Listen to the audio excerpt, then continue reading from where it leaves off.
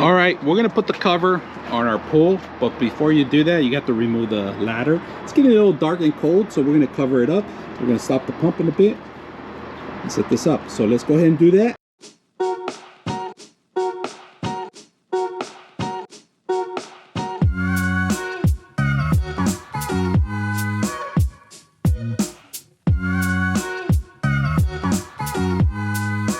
All right, so here it is, guys. We did the tie down. We are able to tie it down with this one. It hangs in there. Just to let you guys know, there's little tiny holes in here, so in case water does hit or it rains, it'll drain out through there. But here's the top for it. It's set up. I hope you guys enjoy the video. 99.6 of you are not subscribers in my channel. I hope that the content helps you out and that you find it very useful, and I hope you hit the like and subscribe.